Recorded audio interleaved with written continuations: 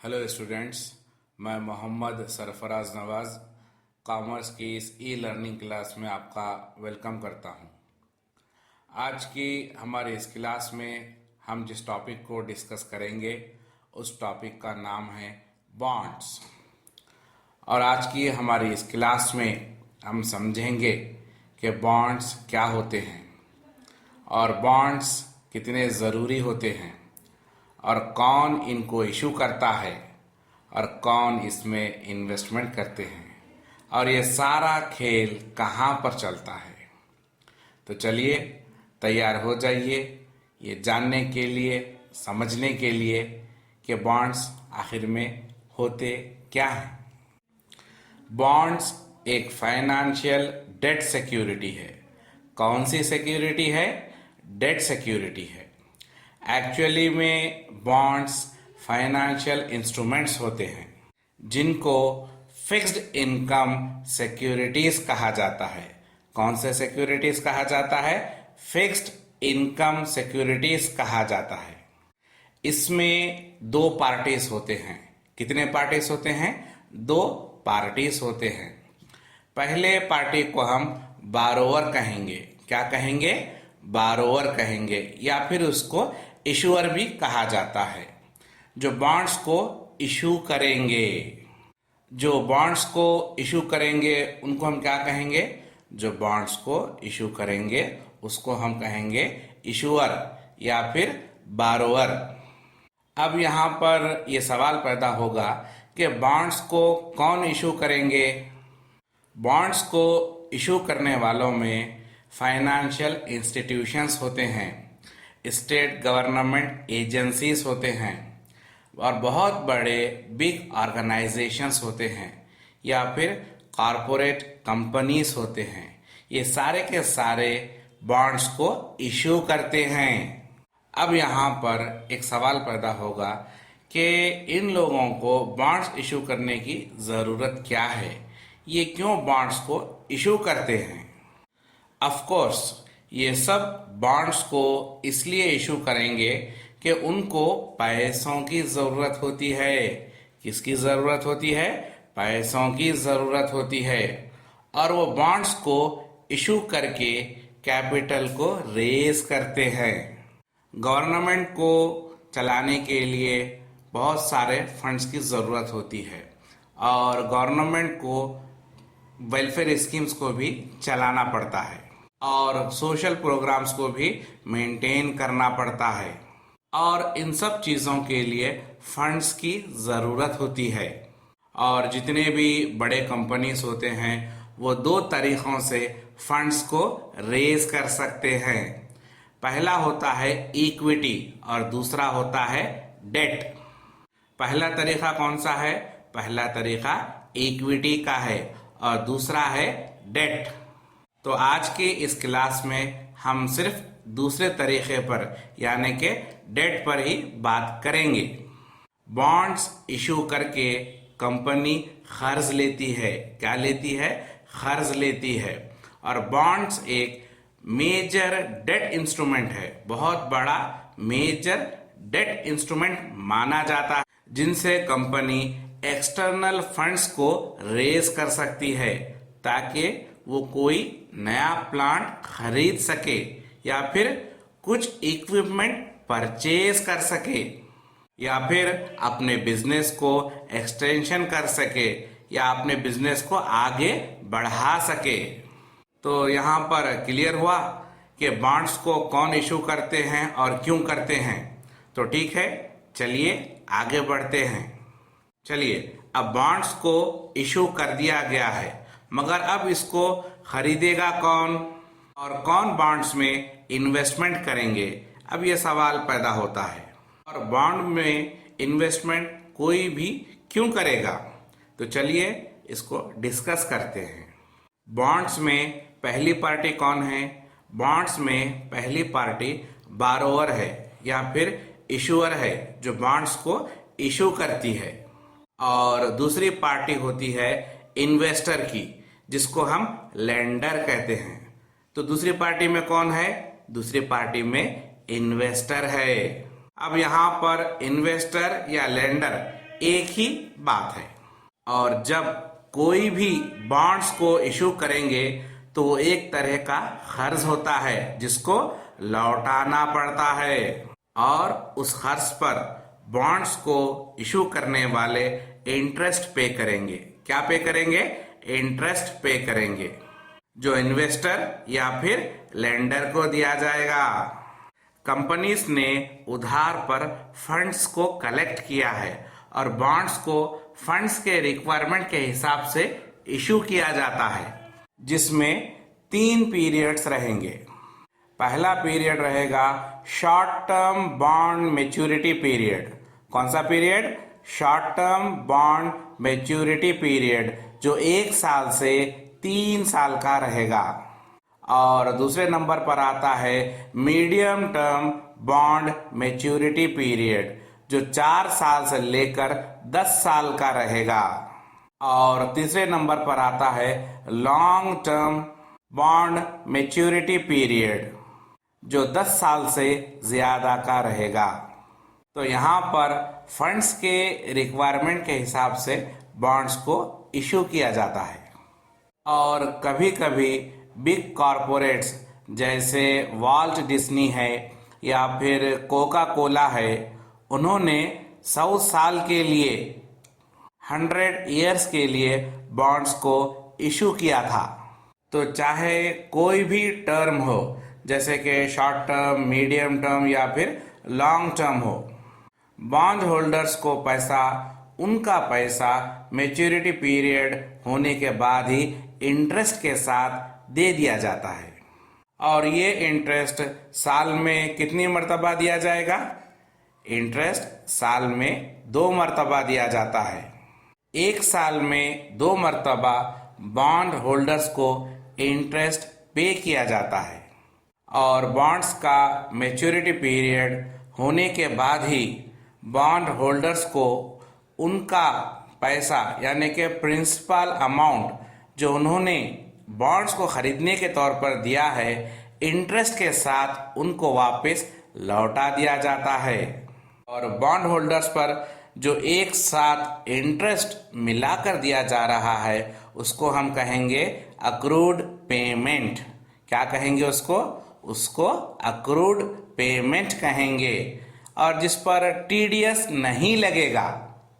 तो समझ में आ रहा है बॉन्ड्स क्या होते हैं, कौन इनको इशू करेंगे और कौन इसमें इन्वेस्टमेंट करेंगे और उनके बदले में उनको क्या मिलेगा। तो चलिए आगे बढ़ते हैं और अब बात करते हैं कि बॉन्ड्स आखिर कहाँ पर ट्रेड होते हैं, इनकी ट्रेडिंग कहाँ पर होती है और बॉन्ड्स की ट्रेडिंग कैसे होती है। बॉन्ड्स इशू होने के बाद स्टॉक मार्केट में ट्रेड होते हैं, वहाँ पर उनको सेल परचेज किया जाता है।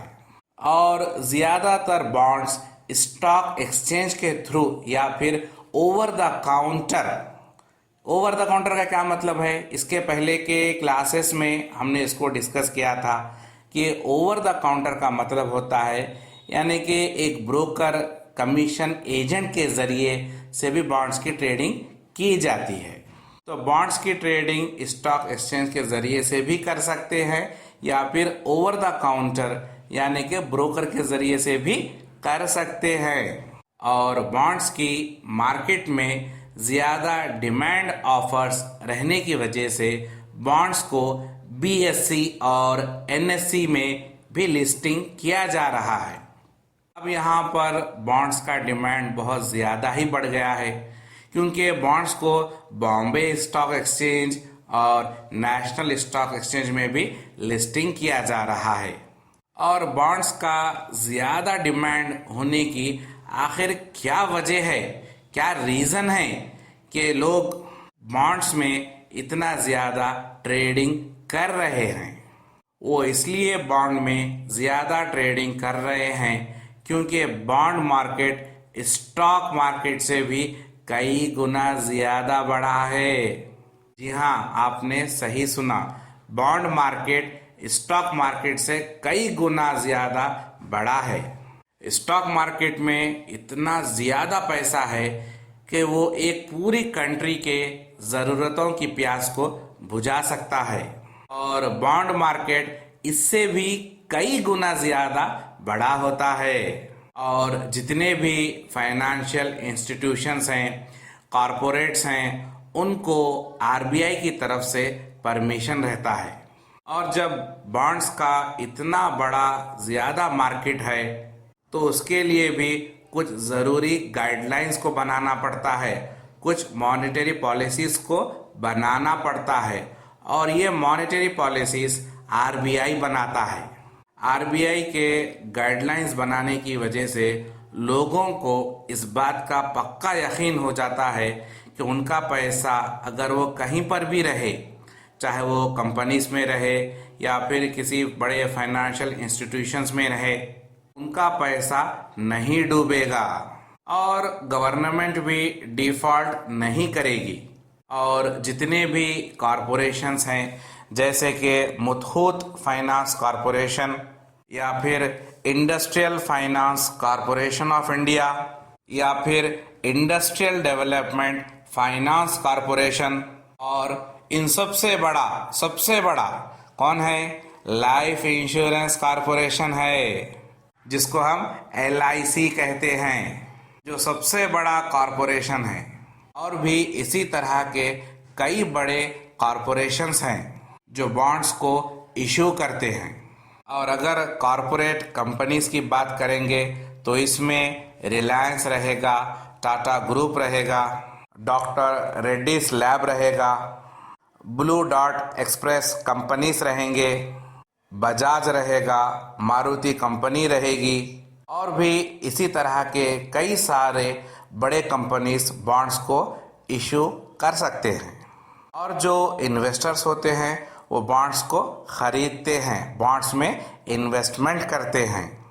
तो वो कौन सा रीज़न होगा कि एक इन्वेस्टर बॉन्ड्स को खरीदेगा? वैसे तो बहुत सारे रीज़न्स होते हैं, मगर हम यहाँ पर सिर्फ 2 रीज़न्स को डिस्कस करेंगे।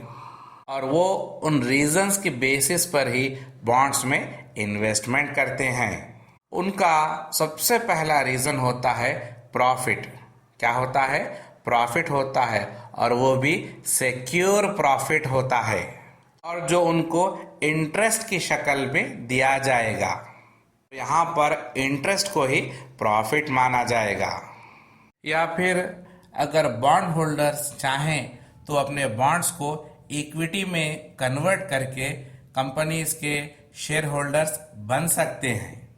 ये बॉन्ड्स का सबसे बड़ा रीज़न होता है कि इन्वेस्टर्स बॉन्ड्स में इसी रीज़न की वजह से इन्वेस्टमेंट करते हैं। और बॉन्ड्स में दूसरा सबसे बड़ा रीज़न ये होता है कि बॉन्ड्स में रिस्क बहुत ही कम होता है, और ये कम रिस्की होते हैं क्योंकि उनकी मॉनेटरी पॉलिसी आरबीआई बनाता है, तो इसलिए रिस्क कम हो जाता है। तो समझ में आ रहा है बॉन्ड्स क्या होते हैं और कैसे उनको इशू किया जाता है और कैसे उनकी ट्रेडिंग होती है। और इसमें नेक्स्ट क्वेश्चन ये रहेगा कि कौन लोग बॉन्ड्स में इन्वेस्टमेंट कर सकते हैं। बॉन्ड्स में इन्वेस्टमेंट करने के लिए आपको सबसे पहले इंडियन रेसिडेंट होना पड़ेगा। क्या होना पड़ेगा? इंडियन रेसिडेंट होना पड़ेगा। ओनली रेसिडेंट इंडियन इंडिविजुअल्स ही बॉन्ड्स में इन्वेस्टमेंट कर सकते हैं। या फिर हिंदू अनडिवाइडेड फैमिली मेंबर होना पड़ेगा। तो क्लियर हुआ बॉन्ड्स में कौन लोग इन्वेस्टमेंट कर सकते हैं। अब तक हमने ये समझा है कि बॉन्ड्स को कौन इशू करेंगे और कौन इसमें इन्वेस्टमेंट करेंगे और कौन इस पर इन्वेस्टमेंट पर उनको क्या मिलेगा। ये सब सारी बातें क्लियर हो गई हैं। अब भी एक सवाल ये रहेगा कि बॉन्ड्स को आखिर ऑपरेट कैसे किया जाएगा। बॉन्ड्स हो या फिर कोई भी फाइनेंशियल सिक्योरिटी हो, उन सब को ऑपरेट करने के लिए डीमैट अकाउंट चाहिए होता है। क्या चाहिए होता है? डीमैट अकाउंट चाहिए होता है। डीमैट अकाउंट का होना ज़रूरी होता है। सबसे पहले बॉन्ड्स को डीमैट अकाउंट में इशू किया जाएगा और बाद में बीएससी और एनएससी में लिस्टिंग किया जाएगा। तो समझ में आ रहा है बॉन्ड्स क्या होते हैं। तो आज की इस क्लास में आपने क्या सीखा है, क्या समझा है। आज की इस क्लास में आपने सीखा है कि बॉन्ड्स क्या होते हैं और बॉन्ड्स को कौन इशू करते हैं और कौन उसकी गाइडलाइंस बनाते हैं, मॉनेटरी पॉलिसी बनाते हैं, और बॉन्ड्स में इन्वेस्टमेंट कौन करेंगे और उस इन्वेस्टमेंट पर उनको क्या मिलेगा और कैसे मिलेगा। तो इन सारी चीज़ों को आज की इस क्लास में, बॉन्ड्स की क्लास में डिस्कस किया गया है और मैं उम्मीद करता हूँ कि आपको आज की ये क्लास समझ में आई होगी। तो हमारी इस क्लास को यहीं पर रोकते हैं और मिलते हैं अपने नेक्स्ट क्लास में। तब तक के लिए अपना ख्याल रखिए और अपडेट होते रहिए। Thank you.